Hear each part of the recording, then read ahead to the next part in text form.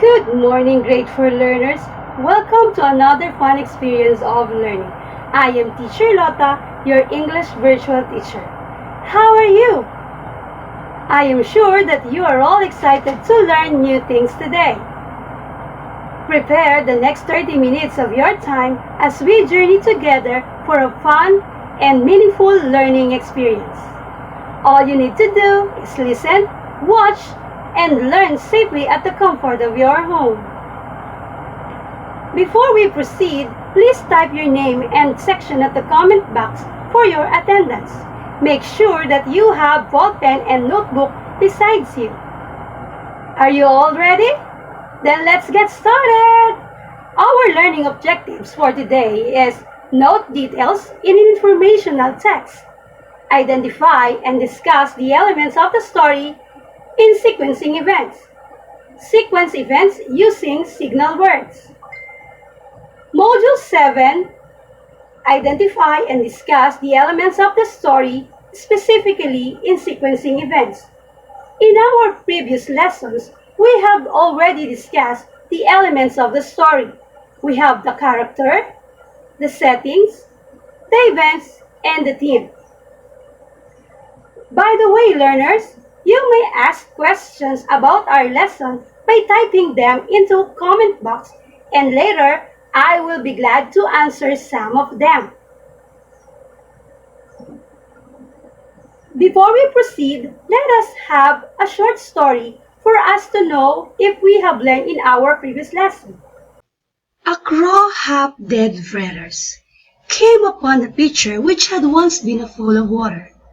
But when a crow put its beak into the mouth of the pitcher, he found that there's only very little water was left in it.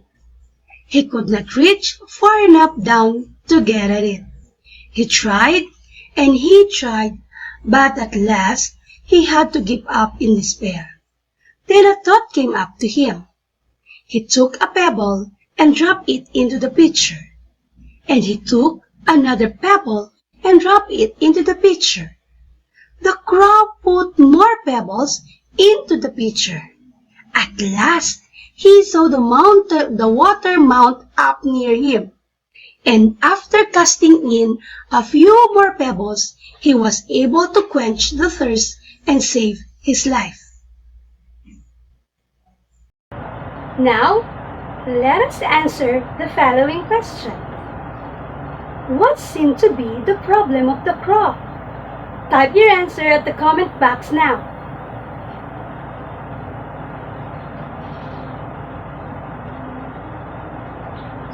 Time is up. You're right. He was so thirsty and could not find any water to drink. Question number 2. How did the crow solve his problem? Type your answers now.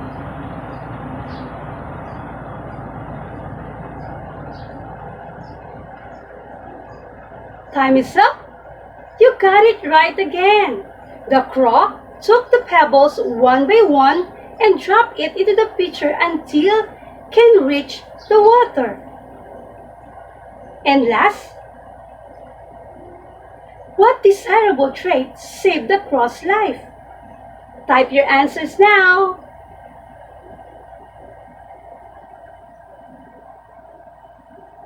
Time is up. That was so impressive. He saved his life by not giving up easily. Nowadays, it is very important to keep ourselves healthy and neat.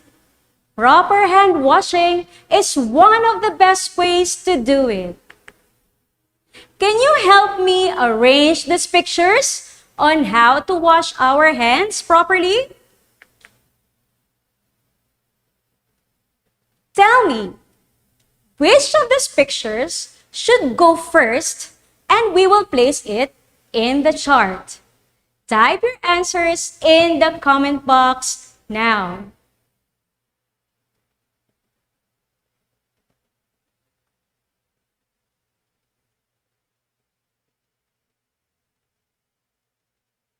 Now let us check your answers. The first procedure is picture D. You are correct. Followed by picture A, then picture C, and lastly, picture B. Let us describe the correct way of washing our hands. First, apply soap on your wet hands. Next, rub the soap all over your hands. Then, wash your hands for 20 seconds. Lastly, wipe your hands with a clean towel.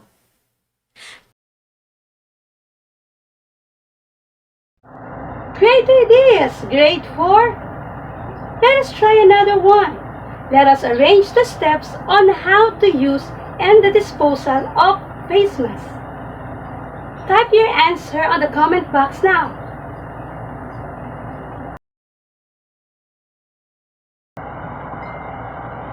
First, yes, you're right. We have to clean our hands before putting on our face mask. Second, cover our nose and mouth with our face mask. Then, we have to replace our face mask as soon as it is done. And lastly, remove the face mask from the ear and throw it properly. You're great, grade 4. How you were able to arrange the pictures? What did you do? Yes, we use sequencing to arrange the pictures. Sequence is the order in which things happen. You know that sequencing helps readers understand different stories.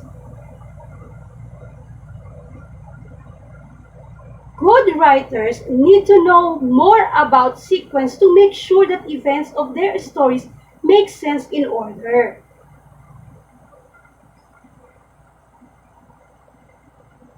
Please allow me to share you my daily routine. I wake up and fix the bed. I go to the kitchen and eat a healthy breakfast. I take a bath and wear clean clothes. I brush my teeth well. I prepare for the online class. Can you tell me which of these activities I do first every morning? Yes, this is quite confusing. We need to insert some words to know its correct order of my daily activities. We can use the following words to arrange my daily routines. First, next, after that, then, finally. Now, please help me to arrange my daily routines. Type your answer at the comment box now.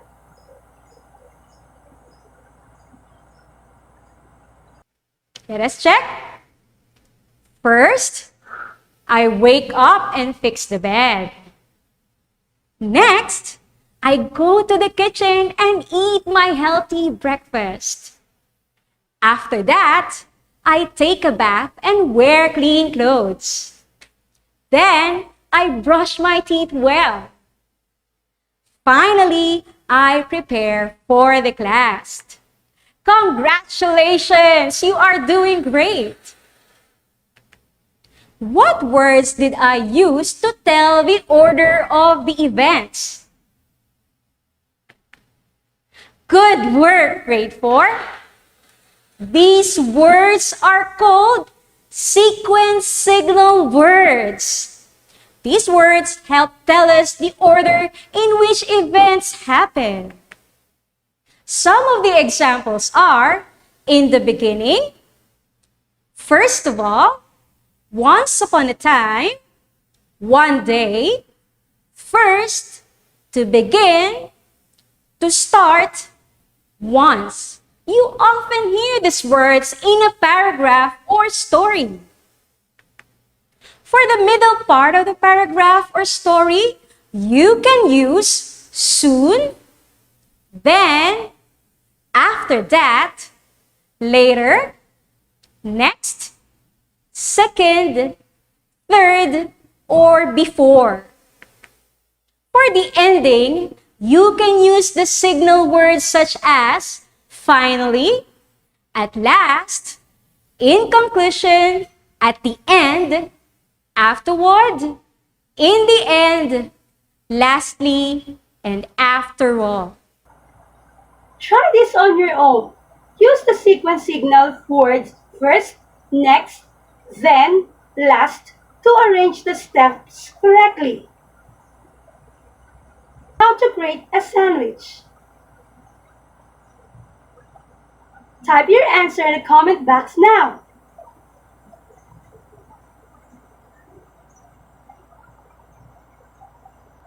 Now, let us check your answer. First, prepare the ingredients. Next, get 2 loaves of bread. Then, spread the cheese on the loaf. Last, put the loaves of bread together. Way to go, grade 4 learners! For the next activities, you can do this on your own. Use the sequence signals first, next, then, and last to arrange the steps correctly. How to fry the egg. Pour the egg on the pan, heat the oil on the pan, crack the egg into the bowl, fry and wait for 4 minutes until it's cooked. Type your answers now.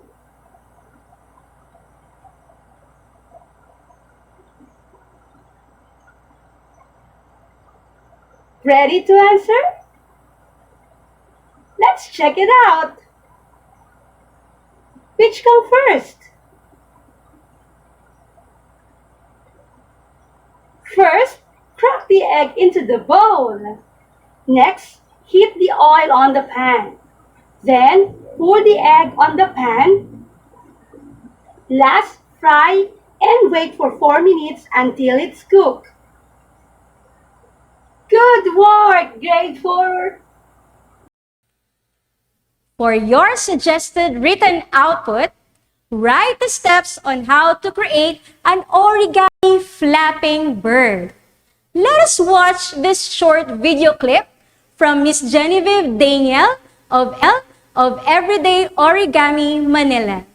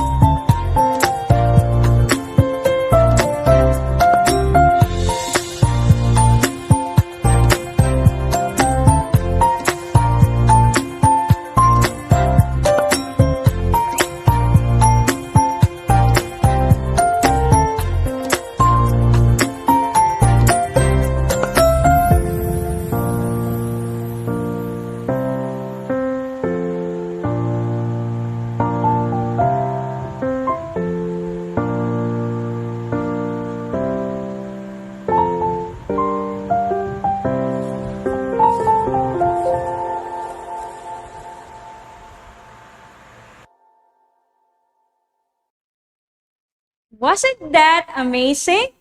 You can create as many as you like.